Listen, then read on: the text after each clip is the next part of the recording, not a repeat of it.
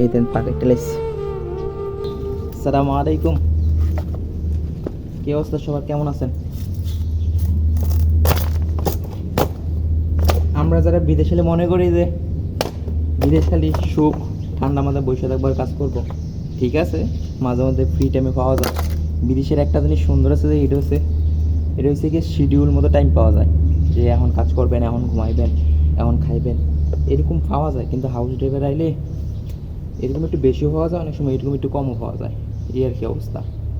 তো যারা মনে করে যে বিদেশে গাড়ি চালানো আমি যাইলে খালি গাড়ি চালাইব, এই মানে হাউস ড্রাইভিং বিষয়, তারা শুধু এটা ভাবলে আইবেন না।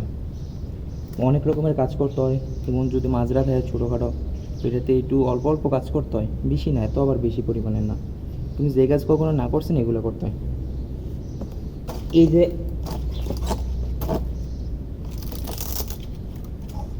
যে আমি গাছের ডাইলাগুলো কাটতেছি, খেজুর গাছের ডাইলা, আমার জীবনে আমি কাটি নাই, তো এসে বিদেশে এসে করা লাগে, এটা তো স্বাভাবিক বিষয়।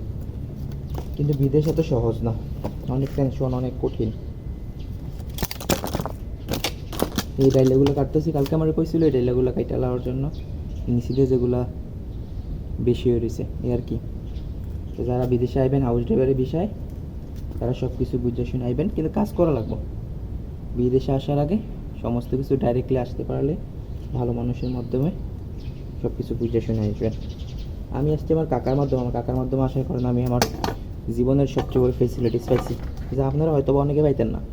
কারণ বিদেশ জীবন কে কারে সময় দেয়, আমার কাকা আলহামদুলিল্লাহ থাকার কারণে আমার মনে হয় যে আমি পরিবারের মধ্যে আছি, আমার কখনো কষ্ট লাগেনি, আলহামদুলিল্লাহ।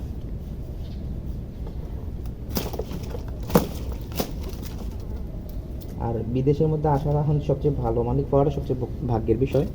আলহামদুলিল্লাহ আমি ভালো মালিক পাইছি, কিন্তু হিসাবে আর কি, হিসাব এই দেশে সবাই এখন বর্তমান হিসাব করে। বিদেশে আসার পর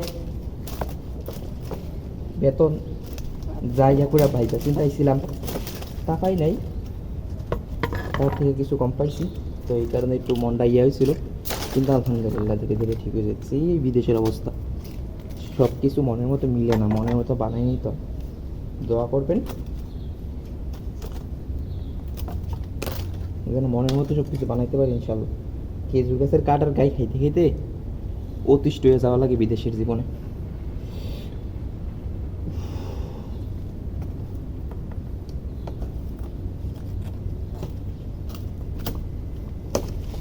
এই হচ্ছে প্রবাস জীবন।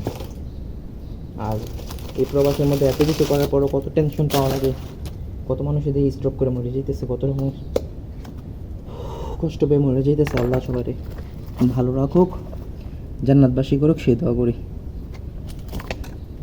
দেখছেন, এই দেন পাকেটটা লাইছি, দেখছেন, এই একটা খেজুর গাছের ডেল্লাগুলো কাটলাম, বেশি বড় না, কয়েকটা আছে, দুইটা আছে বড় বড়। এই হচ্ছে আমার মাজরা।